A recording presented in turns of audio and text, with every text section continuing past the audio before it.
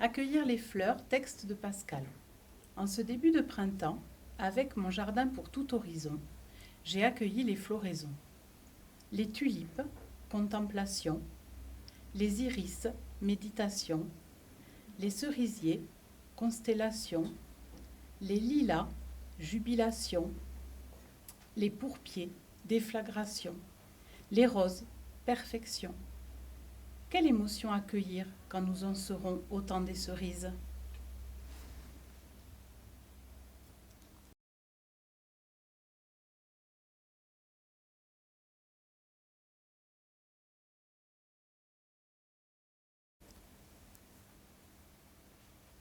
Accueillir. Accueillir ce qui est. Maintenant, au présent. Précieux moment que je prends dans le creux de ma paume, comme une eau qui désaltère et régénère. Accueillir. Accueillir aussi cette part de moi qui a peur du vide. Ne pas vouloir fuir. Ne pas vouloir combler trop vite cet espace nouveau, enfoui, inavoué. Laisser la place vide. Laisser émerger ce qui vit, ce qui vient. Accueillir. Accueillir ton regard comme un nouveau matin. Fraîcheur, désinvolture, grande joie, petit chagrin. Une nouvelle fois, te prendre par la main et croire, au fond de moi, que demain n'est pas loin.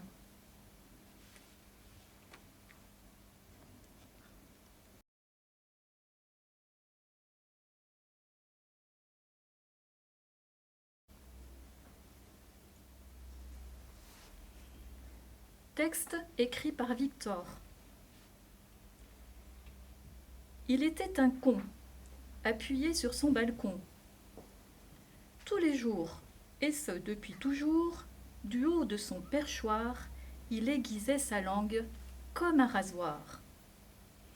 Il était de sa responsabilité, avec lourdeur et parfois légèreté, de ces mots assaillir les gens qui, dans cet immeuble, s'étaient fait accueillir.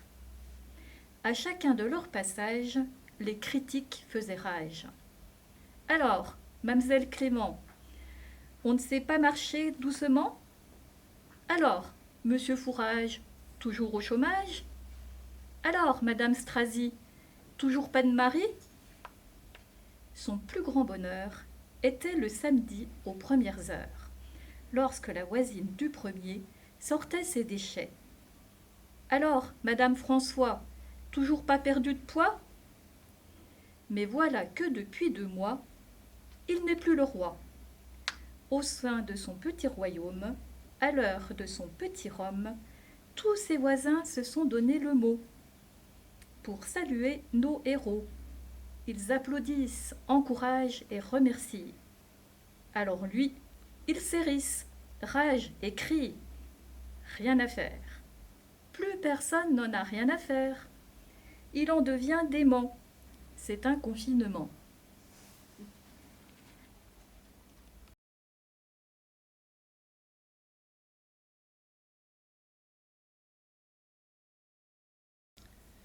Restez chez vous. Texte écrit par Anne. C'est dans ce huis clos que mari et femme se sont retrouvés. C'est dans ce huis clos qu'il a recommencé à la taper. C'est dans ce huis clos qu'elle a beaucoup encaissé. C'est dans ce huis clos qu'elle a su qu'elle partirait après. C'est dans ce huis clos que mari et femme se sont retrouvés. C'est dans ce huis clos que sur lui elle a beaucoup crié. C'est dans ce huis clos qu'il n'a pas bronché. C'est dans ce huis clos qu'il a su qu'il divorcerait après. C'est dans ce huis clos que mari et femme se sont retrouvés. C'est dans ce huis clos que des gestes tendres ils ont retrouvés. C'est dans ce huis clos qu'ils ont beaucoup échangé. C'est dans ce huis clos qu'ils ont su qu'ils s'aimaient et qu'ils s'aimeraient après, même après.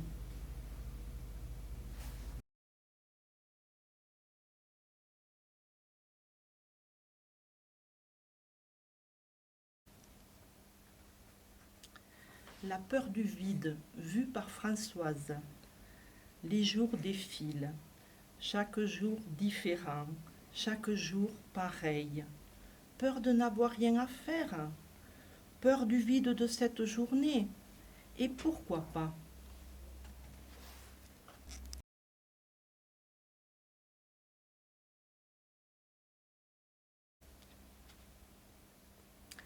Un acrostiche sur le mot Covid. Cloîtré, obnubilé, virus, interdit, décès.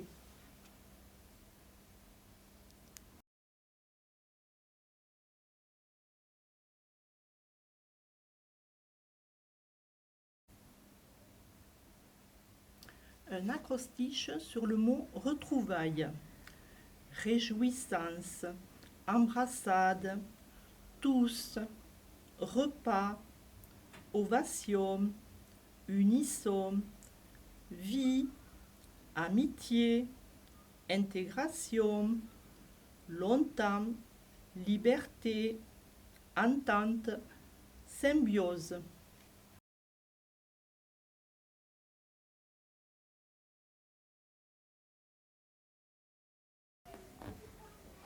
Partage. Ce moment de confinement nous apprend à partager d'une autre manière qu'avant. Ce moment nous rend plus attentifs aux besoins des autres parce que nous nous inquiétions plus pour eux qu'avant. Nous téléphonons davantage à notre famille et à nos amis. Nous partageons plus parce que notre intuition nous le dit. Le partage, c'est une des choses les plus importantes pour moi en ce moment.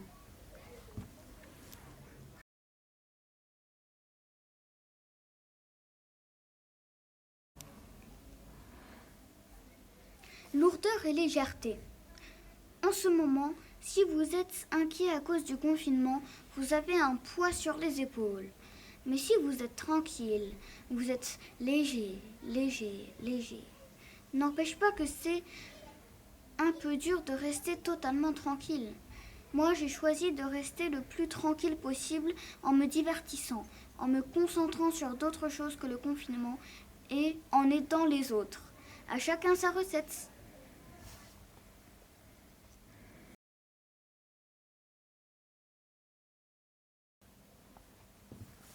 Déconfinement. Toutes les voitures qui reviennent, tous les bruits routiers, tous les gens qui sortent. Ça s'appelle le déconfinement. Mais pour moi, c'est aussi un peu compliqué parce qu'on est déconfiné sans vraiment l'être. Par exemple, je peux sortir mais je dois mettre un masque. Je peux voir mes copains mais je peux pas jouer au foot. Ma passion. Je peux aller dans un magasin mais je ne peux rien toucher. Moi, j'aimerais bien que le virus parte dans le mois de mai pour retrouver une vie normale.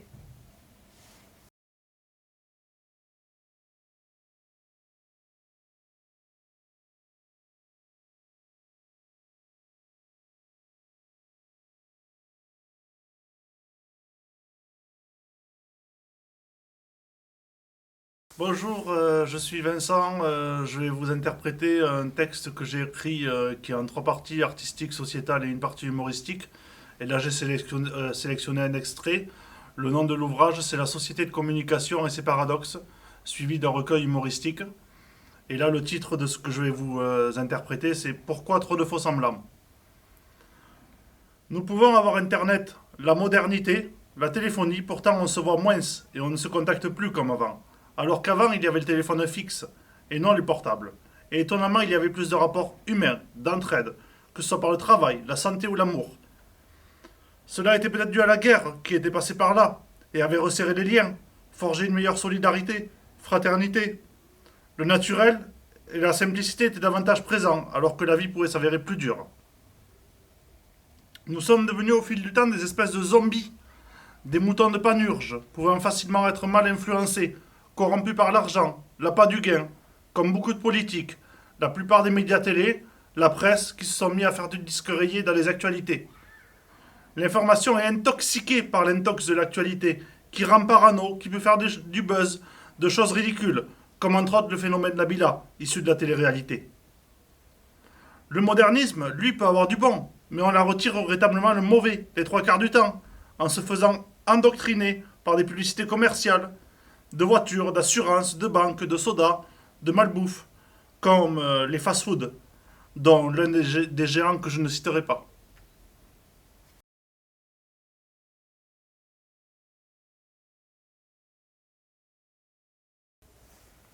Éveil. Il pleut sur des traces, vestiges de l'hiver, pour enfin faire place au printemps de la terre. Libère le bien-être que le froid paralyse, la nature fait l'enclise des couleurs et de l'air.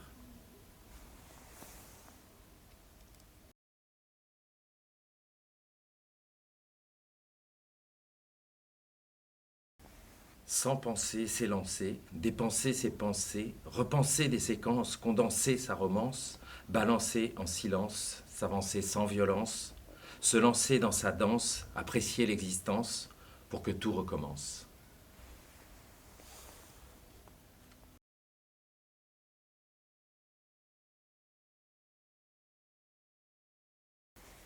Les mots d'amour sont durs à dire, alors l'écrire redonne un jour l'audace suprême de dire je t'aime.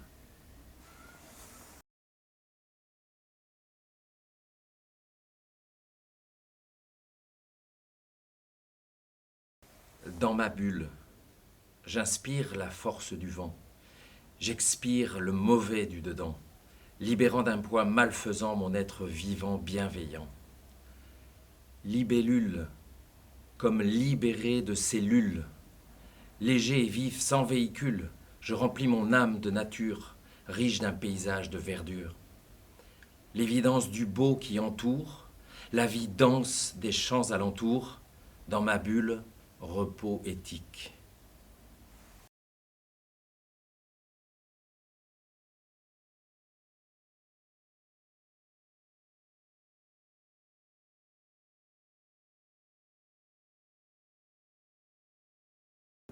Ah, mais tout s'éveille.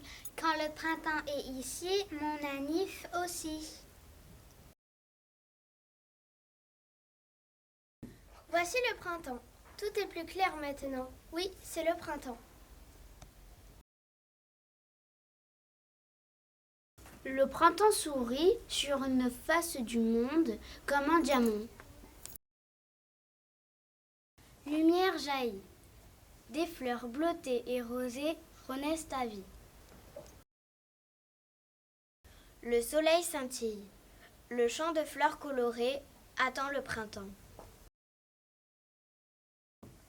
Le vent accueillant, les belles fleurs se réveillent, le soleil s'éveille.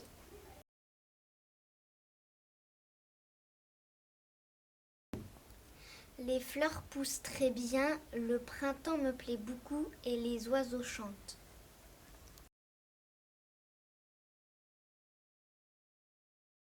Le soleil s'éveille, les cerises dans les arbres, le potager pousse.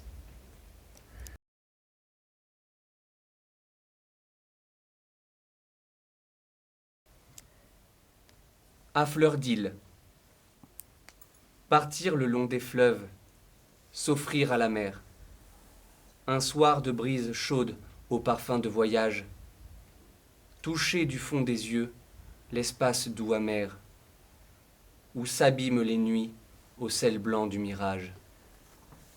Glisser à contre-grève à l'ourlet bleu du vent, pour rêver d'autres ports, pour aimer d'autres terres.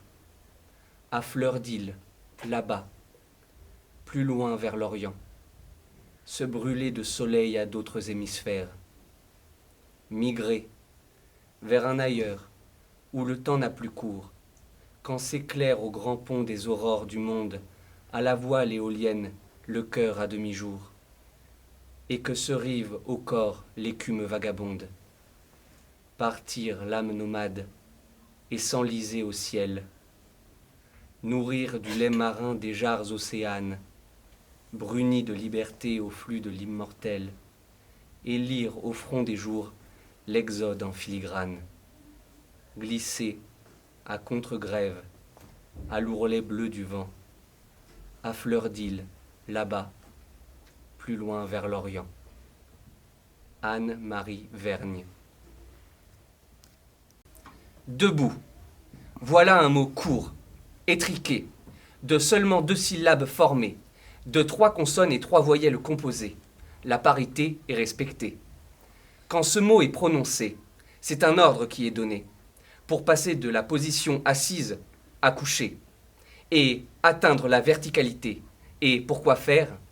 Pour te mettre en route, avancer, à pied sur le sentier, ou dans une action, une réflexion te lancer, te ressaisir peut-être dans ta vie de liberté. Le scribouilleur.